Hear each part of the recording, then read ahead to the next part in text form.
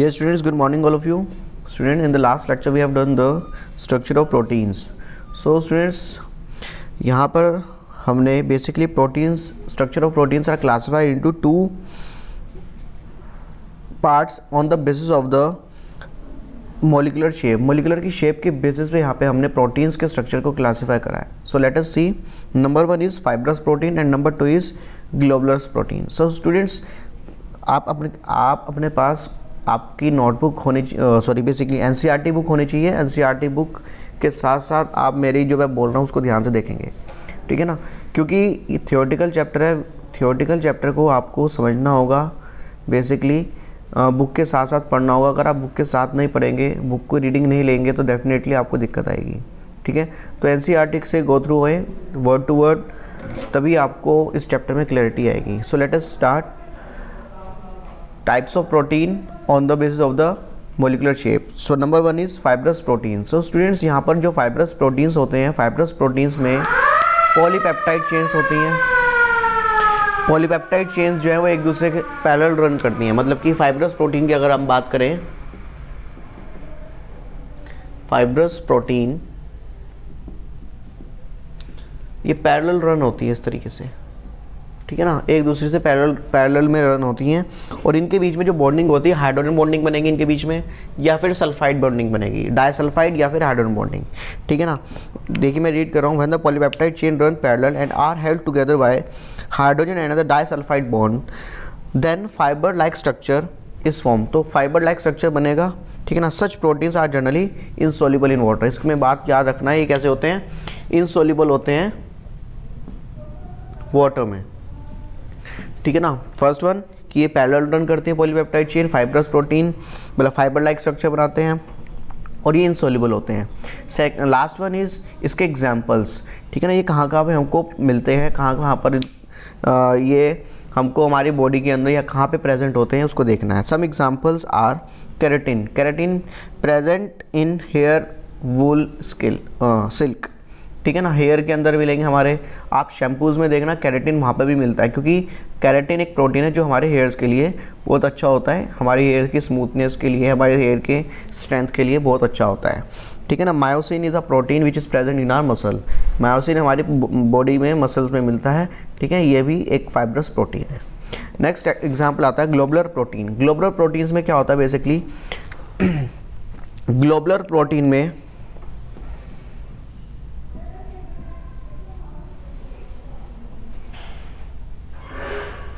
Globular protein जो होते हैं बेसिकली यहाँ पर जो है पॉलीपेप्टाइड चेन्स बेसिकली एक स्फेरिकल फॉर्म बनाते हैं, मतलब कि एक तरह से इनका गुच्छा बन जाता है इस तरीके से. तो ये ग्लोबुलर प्रोटीन होते हैं इस तरह से बच्चों ये, ठीक है ना. तो structure result which when the chain of polypeptide coil around give a spherical shape. एक दूसरे के अंदर कॉल हो जाते हैं और एक स्फेरिकल शेप देते हैं.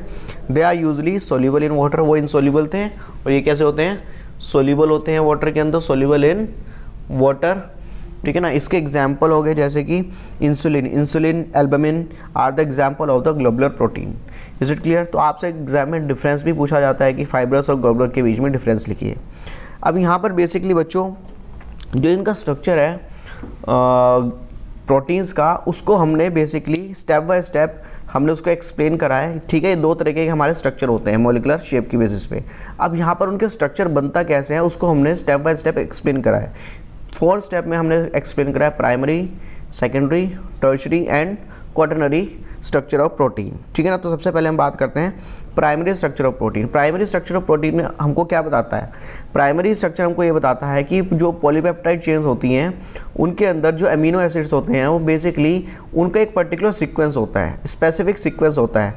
जैसे कि एलानाइन, ग्लाइसिन, हमने जैसे ये 2 प्रोटीन्स हैं, ठीक है. सपोज कोई एक ये अमीनो एसिड्स हैं. सपोज कोई प्रोटीन है हमारे पास, उस प्रोटीन के अंदर अमीनो एसिड ग्लाइसिन और एलानाइन से मिलकर बना है, तो उसके अंदर सपोज सीक्वेंस आ गया एलानाइन ग्लाइसिन, मतलब इस तरह से कनेक्ट हुए हैं एक चेन के अंदर. या फिर एक सीक्वेंस ऐसा भी हो सकता है, पहले 2 एलानाइन लग जाए फिर ग्लाइसिन, फिर एलानाइन ग्लाइसिन, तो ये क्या हो रहा है, एक पर्टिकुलर सीक्वेंस बन रहा है बच्चों. तो यहाँ पर जो प्राइमरी स्ट्रक्चर है वो हमको क्या बताता है basically students, it tells us about the sequence, specific sequence of a polypeptide chain. Polypeptide chain के अंदर अमीनो एसिड्स का स्पेसिफिक सीक्वेंस के बारे में बताता है।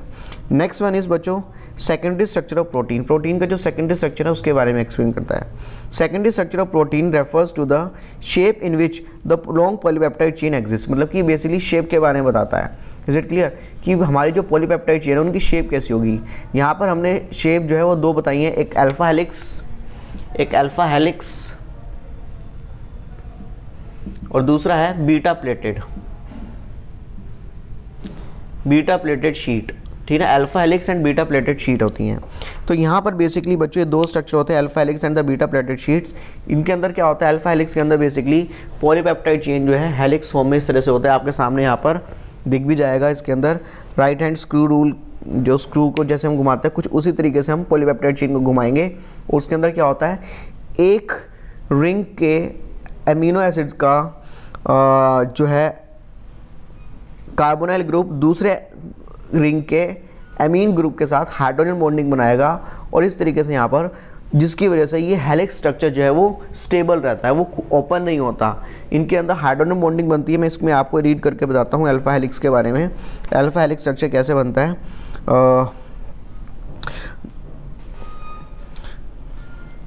Alpha helix is one of the most common way in which a polypeptide chain form a possible hydrogen bond by twisting into a right hand screw. जैसे right hand screw को करते हैं, screw को घुमाते हैं, उसी तरीके से हम पॉलीपेप्टाइड चेन को घुमाएंगे राइट हैंड स्क्रू, तो एक स्फेरिकल फॉर्म बनेगी, हेलिक्स फॉर्म बनेगी, स्फेरिकल नहीं हेलिक्स फॉर्म बनेगी।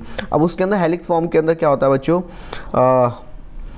With the NH group of each amino acid residue hydrogen bond to the CO group of an adjacent turn. एक turn पे क्या होगा, कार्बोनाइल ग्रुप होगा और एक टर्न पे होगा NH, और ये आपस में क्या बनाएंगे, हाइड्रोजन बॉन्डिंग बनाएंगे, जिसकी वजह से ये हेलिक्स फॉर्म जो है स्टेबल हो जाती है। ठीक है ना, CO of an adjacent turn of the helix. ठीक है ना, शोज इन द फिगर, आपके NCERT के अंदर ये फिगर दे रखी है, उसके अंदर आपको हाइड्रोजन बॉन्डिंग आपको दिखा भी रखी है। नेक्स्ट यहाँ पर बात करते हैं बीटा प्लेटेड में। आप लोगों ने देखा होगा जैसे पर्दे होते हैं, ठीक है ना, पर्दे कुछ इस तरीके से होते हैं ये, ठीक है ना, तो उनके बीच में फोल्डिंग, मतलब क्या होता है, डायफ्रे फॉर्म कहते हैं इसको हम। कुछ उसी तरीके से यहाँ पर पॉलीपेप्टाइड चेन अपनी डायफ्रे फॉर्म बनाती हैं, इस तरीके से साइड बाय साइड लेड हो जाती हैं और उनके बीच में हाइड्रोजन बॉन्डिंग बनती है इस तरह से, और ये एक दूसरे को पकड़ के रखते हैं। तो यहाँ पर ये इस तरह से बीटा प्लेटेड शीट जाती है कि एक प्लेट्स बनती है, जैसे यहाँ पर पर्दे के अंदर आपके जो कर्टेन्स होते हैं उन कर्टेन्स के अंदर प्लेट्स बनती हैं, तो उसी तरीके से यहाँ पर भी प्लेट्स बनती है, डायफ्रे फॉर्म बनती है। ठीक है, इसलिए इसका नाम बीटा प्लेटेड शीट रखा गया। अब यहाँ पर बात करते हैं टर्शियरी स्ट्रक्चर। टर्शियरी स्ट्रक्चर कहता है कि यहाँ पर जो हेलिक्स फॉर्म है वो क्या होता है, बेसिकली इटसेल्फ वो खुद अपने अंदर बाउंड हो जाता है दोबारा से। ठीक है ना, देखिए यहाँ पर क्या कहते हैं, the tertiary structure of the protein represent overall folding of the polypeptide chain. मतलब कि नॉर्मल हेलिक्स था ये, इसके अंदर दोबारा से ओवरऑल फोल्डिंग हो रहेगी ऊपर। ठीक है ना, तो यहाँ पर overall folding of the polypeptide chain, that is further folding of the secondary chain. जो सेकेंडरी स्ट्रक्चर हमने पढ़ा है इस हेलिक्स फॉर्म, इसकी फर्दर फोल्डिंग हो जाएगी, ऐसे इसके अंदर फर्दर फोल्डिंग हो जाएगी। ठीक है ना, further folding of the secondary structure, it give rise the two major molecule shape like fibrous. अब टर्शियरी स्ट्रक्चर हमको लास्ट में बताता है कि ये फाइब्रस बनेगा या फिर ग्लोबुलर बनेगा। ठीक है ना, ये हमको लास्ट फाइनल शेप के बारे में बताता है, क्योंकि हमने पढ़ा है यहाँ पर दो तरह के प्रोटीन्स होते हैं, फाइब्रस और ग्लोबुलर। तो टर्शियरी फॉर्म तक हम जब पहुँचते हैं तो हमको वो बता देता है कि अब ये कौन सा प्रोटीन बनेगा। मतलब कि रेगुलर सीक्वेंस आपको फाइब्रस में भी मिलेगी, ग्लोबुलर में भी मिलेगी। ठीक है ना, हेलिक्स फॉर्म और बीटा प्लेटेड फाइब्रस और ग्लोबुलर दोनों में मिलती है, लेकिन टर्शियरी फॉर्म बताएगी कि अब वो जो है सेकेंडरी के बाद अब वो कौन सा स्ट्रक्चर बना रहा है, फाइब्रस बना रहा है या टर्शियरी बना रहा है, सॉरी ग्लोबुलर बना रहा है। ठीक है ना, अब यहाँ पर इनके बीच में फोर्स ऑफ अट्रैक्शन पूछ ली जाती है बच्चों कि कौन कौन सी फोर्स ऑफ अट्रैक्शन होती है। डाइसल्फाइड लिंकेज होती है, वैन डर वाल्स फोर्स होती है, हाइड्रोजन बॉन्डिंग होती है, इलेक्ट्रोस्टैटिक फोर्स ऑफ अट्रैक्शन होती है। Is it clear. अब यहाँ पर बात आती है quaternary structure of the protein. Quaternary structure of protein में क्या होता है बच्चों, जैसे सपोज ये टर्शियरी स्ट्रक्चर ये हेलिक्स फॉर्म थी, इसके अंदर फर्दर फोल्डिंग हो गई, तो ये एक टर्शियरी स्ट्रक्चर बन गया। तो बहुत सारे टर्शियरी स्ट्रक्चर, सपोज चार टर्शियरी स्ट्रक्चर इस तरह से जुड़ कर क्या बना लेंगे, इस तरह से जुड़कर क्या बना लेंगे, बेसिकली वो क्वार्टनरी स्ट्रक्चर बना लेंगे। मैं आपको थोड़ा सा और क्लियर कर देता हूँ, कुछ इस तरीके से है। सपोज ये इनका है कुछ गुच्छा सा इस तरह से बन जाएगा, ऐसे एक और होगा यहाँ पर, ऐसे यहाँ पर एक और होगा, ठीक है ना, ऐसे एक और होगा, तो ये चार जुड़ जाएंगे, और ये क्या बना लेंगे, quaternary structure of the proteins. Is it clear? आप बुक के अंदर देख सकते हैं यहाँ पर पेज नंबर 416 प्राइमरी स्ट्रक्चर दे रखा है, सिंपल नॉर्मल चेन दे रखी है, उसके अंदर हमने amino acid normally simple chain में दिखा रखे हैं। सेकेंडरी में हमने हेलिक्स फॉर्म बनाई है जिसके अंदर एमिनो एसिड जैसे इस तरह से कलर्ड सर्कल्स के फॉर्म में उन्होंने रिप्रेजेंट कर रखे हैं, ठीक है ना। फिर उन्होंने इसको फर्दर फोल्डिंग करी हुई है, टर्शरी स्ट्रक्चर के अंदर उन्होंने कैसे बनाया है, इस तरह से हेलिक्स था, फिर उसको ऐसे फर्दर फोल्डिंग कर ली, ठीक है ना। और आप इसके अंदर क्वार्टनरी में देख सकते हैं टर्शरी स्ट्रक्चर, इसी के अंदर में जैसे एक हमारा ये टर्शरी था, इसी के अंदर मैं एक और ऐड कर देता हूँ, ऐसे एक और ऐड कर देता हूँ, तो इस तरीके से हमारा ये क्या बन जाएगा, क्वार्टनरी बन जाएगा। Is it clear? चलिए आज का यहाँ पे अब लास्ट टॉपिक देखने जा रहे हैं, डीनेचुरेशन ऑफ प्रोटीन। प्रोटीन का डीनेचुरेशन, आज ये लास्ट टॉपिक है, प्रोटीन हमारा यहाँ पर कंप्लीट हो जाएगा। डीनेचुरेशन ऑफ प्रोटीन क्या होता है बच्चों, ध्यान से समझेंगे। सबसे पहले आपको पता होना चाहिए नेटिव प्रोटीन। नेटिव प्रोटीन कौन होते हैं? देखिए नेटिव प्रोटीन्स वो होते हैं जिनका कोई बायोलॉजिकल एक्टिविटी होती है और उसका 3 डायमेंशनल स्ट्रक्चर एग्जिस्ट करता है। देखो प्रोटीन है तो ऑब्वियस ही बात है उसका 3 डायमेंशनल स्ट्रक्चर होगा। अगर उसकी कोई बायोलॉजिकल एक्टिविटी एग्जिस्ट करती है तो वो नेटिव प्रोटीन कहलाएगा। अगर उसकी कोई बायोलॉजिकल एक्टिविटी नहीं है, मतलब कि कोई वो वर्क नहीं करता, तो वो प्रोटीन क्या कहलाएगा, नेटिव प्रोटीन, मतलब कि वो नेटिव प्रोटीन नहीं कहलाएगा।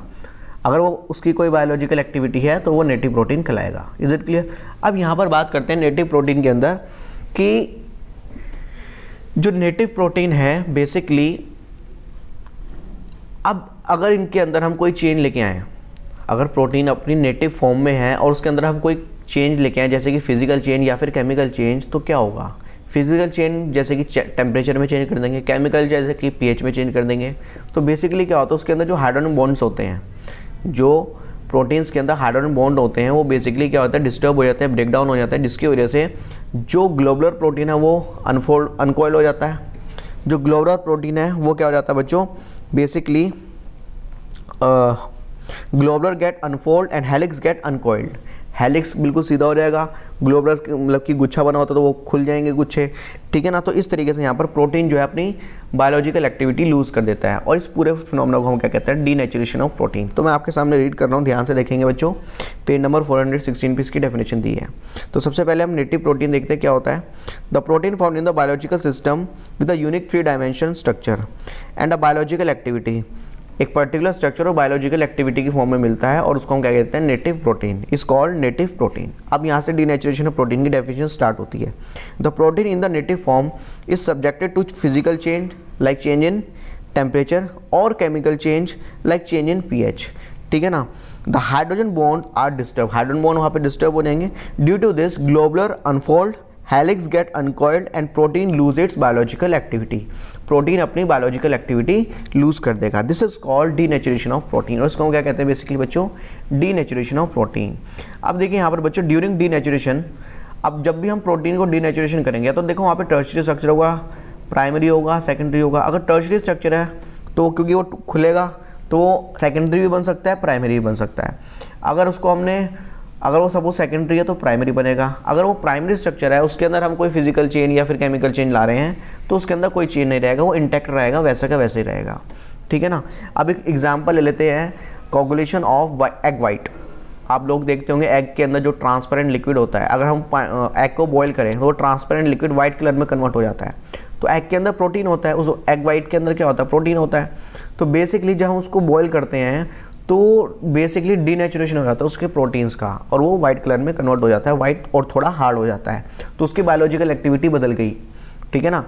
चलिए नेक्स्ट आता है curdling of milk. Curdling of milk में भी कुछ इसी तरीके से है। मिल्क आप लेके आते हैं मार्केट से, उसके अंदर अगर आप उसको क्या करते हो, पहले मिल्क को बॉयल करते हो, टेम्परेचर चेंज करते हो, फिर उसके अंदर आप क्या ऐड करते हो, थोड़ी सी कर्ड ऐड करते हो। कर्ड ऐड करने के बाद आप देखते हो उसके अंदर बैक्टीरिया डेवलप हो जाता है, जिसको हम क्या कहते हैं, लैक्टिक एसिड प्रोड्यूस हो जाता है। किसकी वजह से, क्योंकि जो मिल्क के अंदर बैक्टीरिया प्रेजेंट है वो लैक्टिक एसिड जनरेट कर देते हैं, जिसकी वजह से मिल्क से क्या बन जाती है, कर्ड बन जाती है। Is it clear? तो बेसिकली वहाँ पर क्या हुआ, प्रोटीन का डीनेचुरेशन हो गया। प्रोटीन का डीनेचुरेशन होते ही वहाँ पर मिल्क से क्या बन गई बच्चों, कर्ड बन गई। Is it clear?